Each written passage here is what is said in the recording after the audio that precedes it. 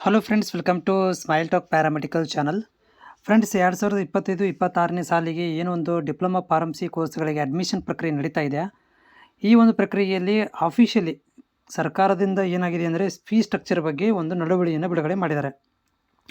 ಇಲ್ಲಿ ಉಲ್ಲೇಖ ಪ್ರಸ್ತಾವನೆಗಳನ್ನು ಭಾಳಷ್ಟು ಕೊಟ್ಟಿದ್ದಾರೆ. ಯಾಕೆ ನಾವು ಫೀಸ್ ಕಡಿಮೆ ಮಾಡಿದ್ದೀವಿ, ಎದಕ್ಕೆ ಮಾಡ್ತಾಯಿದ್ದೀವಿ ಅಂತೇಳಿ.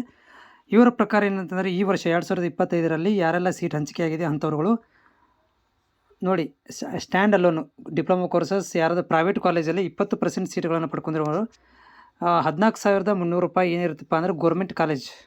ಓಕೆ, ಇಲ್ಲಿ ಹೇಳ್ತಾ ಇದ್ದಾರೆ fees fixed Karnataka state for government seat in private colleges 14,300 ರೂಪಾಯಿ ಪ್ರೈವೇಟ್ ಕಾಲೇಜ್ಗಳಿಗೆ ಇರುತ್ತೆ. ಓಕೆ, ಆಮೇಲೆ ಅದರ್ ಸ್ಟೇಟ್ನವರಿಗೆ 17,000 ರೂಪಾಯಿ ಫೀಸ್ ಇರುತ್ತೆ. ಓಕೆ, ಇದು ಪ್ರೈವೇಟ್ ಕಾಲೇಜಿಗೆ 20% ಸೀಟ್ ಈಗೇನು ಹಂಚಿಕೆ ಮಾಡ್ತಾ ಇದ್ದಾರೆ ಅದಕ್ಕೆ ಮಾತ್ರ. ಇದು ಎಲ್ಲರಿಗೂ ಅನ್ವಯ ಆಗೋದಿಲ್ಲ. ಓನ್ಲಿ ಕೌನ್ಸಿಲಿಂಗಲ್ಲಿ ಭಾಗವಹಿಸಿ ಇವಾಗ ಏನು ಸೀಟ್ ತೊಗೊಂಡಿದ್ದಾರೆ ಅಂಥವ್ರುಗಳಿಗೆ ಮಾತ್ರ ಇದು ಫೀಸ್ ಇರುತ್ತೆ. 14,300 ರೂಪಾಯಿ ಫೀಸ್ ಇರುತ್ತೆ.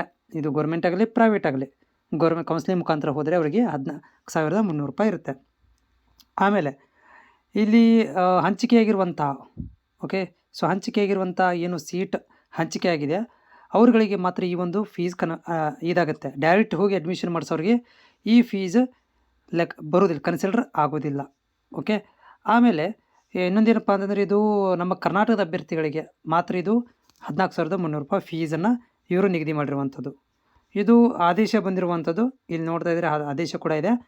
ಯಾರಾದರೂ ನಿಮಗೆ ಹೆಚ್ಚಿಗೆ ಫೀಸನ್ನು ಕೇಳ್ತಾ ಇದ್ದರೆ ಈ ಒಂದು ಆದೇಶವನ್ನು ನೀವು ಅವರಿಗೆ ತೋರಿಸ್ಬೋದು. ಇದು ಆಫಿಷಿಯಲಿ ಕೂಡ ನಿಮಗೆ ಸಿಗುತ್ತೆ.